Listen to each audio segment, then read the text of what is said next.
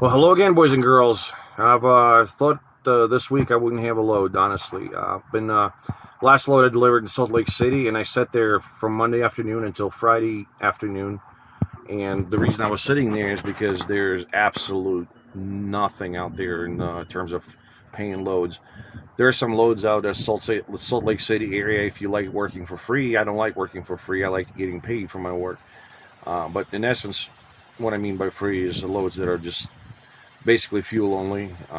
And the reality is right now it's a freight situation is terrible all around the United States. But we've been fishing for these loads going to Canada again, and we've fished out a really awesome load right now. I'm getting it put in my truck.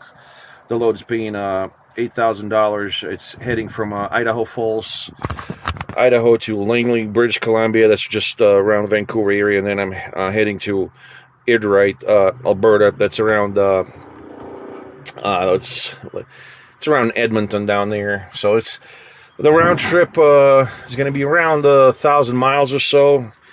So $8,000, guys. The $8 a freaking mile in dry van right now. This is May 2022. This is the most phenomenal outcome possible in the situation that we are in right now. I can be grateful for many reasons. I can be grateful to my dispatch team. Thank you, Tom, for working with me. The guy probably have an aneurysm by the time he gets me loaded, because he knows that I don't take cheap loads. It's just how it is. I've deadheaded before 3,000 miles when the COVID happened and the freight market, the bottom fell.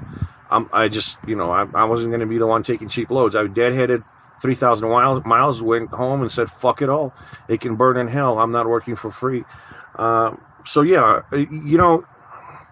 patience works out, guys. Be patient. Don't panic. That's the most important thing. That's what the brokers, that's what everybody wants you to do. They want you to panic, and they want you to take cheap loads, and you compromise your own cost of living and everything else, because you always thinking, oh, I should have taken that load. Oh, I should have taken it. Oh, at least it's some money, then better than none. No, guys, there's no such thing as cheap loads, first and foremost. Every time you get loaded in the back there, you put anything in there, you have to provide $100,000 minimum insurance. You could get an accident. You could have a truck breakdown. All these things could happen, and it doesn't matter how much the load is paid. In fact, in my experience, when loads are cheap, the shippers typically don't care about them in the first place, and they're poorly stacked. They're maybe not the shrink wrap, not secured.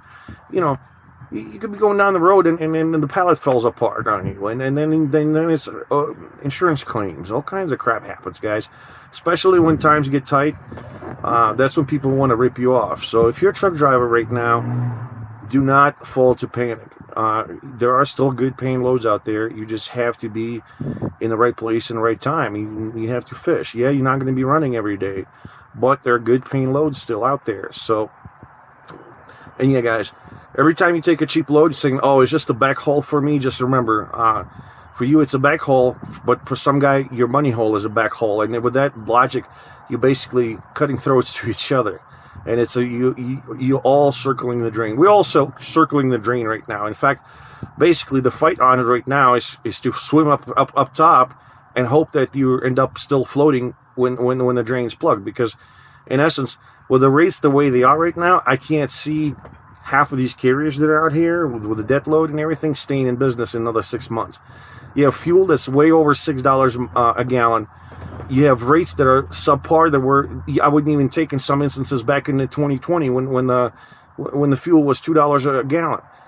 This is getting really bad and really scary, and I understand. But if you take cheap rates, you just cutting your own throat.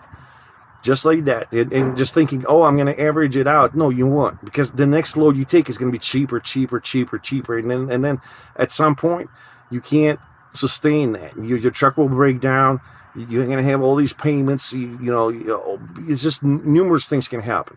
Even if you're the kind of person that has a paid off truck, I hear that all the time. Oh, my truck's paid off. Some old timer will be like, dude, your truck's paid off means nothing. It still can get wrecked, and you're going to be looking to get a new one. How much is your truck insured for? And do you know how much the new trucks cost? And how long you're going to be waiting for it? See, these are all the things you have to consider, because like even the simplest breakdown right now, there are components for these trucks, like a CPC component, a computer. If it burns out, there's an international back order that's 6+ months, guys, 6+ months. And even if you have warranty on your truck, you're going to be out of business in 6 months. So yeah, when people say, well, just take the load and then just go there, there's nowhere to go, guys. Everywhere the loads are bad. So that's where I'm gonna stop bitching. This is not about bad brokers. There are good brokers out there right now hurting just as much as truckers, by the way. They're getting undercut by other players in their field. They're brokers cutting each other's throats, trying to slash the rates. Truckers slashing the rates, doing it to each other. We all deserve each other, guys. We're all doing it, and it's, that's the panic and desperation, and you can smell it in the air. It's palatable. Don't fall for it. Stand your ground, know your cost, and take the loads that are profitable to you. There's no reason no one in America should work and your work cannot be compensated. You cannot do that. Not only self-respect for your own purpose, for your family, but for others. I mean, if you're taking cheap loads, you're basically undercutting the next guy, because that broker's going to want to tender that load even cheaper next time. It's how it is.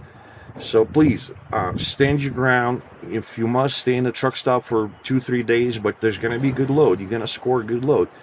The thing is, a lot of these brokers trying to find the bottom, and then they fail at it, and they can't find the truck to take the cheap load, and then the purse strings open. Shipper needs stuff to move, they'll pay $8 a mile. It doesn't matter. If it must move, it will move. That's how this load happened. We've been, I would have taken it 2 days ago for $4,400. I would have still made plenty of money.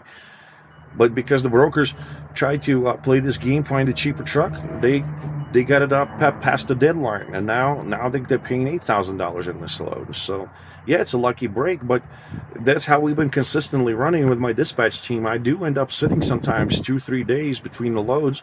But, what's the alternative? Running at the cost of fuel, putting miles on the truck, getting at risk. Every load I take is the same amount of risk, regardless how much it's paying. So why would I do that? So I'll end up posting the video. We're going to be going to British Columbia. I mean, you guys seen this route. We've been bouncing around Idaho and Oregon, Washington State pretty much the last 3 to 4 weeks. It's going to be an interesting trip. After this first drop, the second drop is going to be, we're going to go take the Canada Highway 1 across the Rockies. Beautiful area. I haven't taken that highway since 2019, so it's going to be interesting to take that road there. It's a good time to go in the spring, in the mid-May. Definitely a good time to go. So we'll see you down the road, guys. Stay tuned.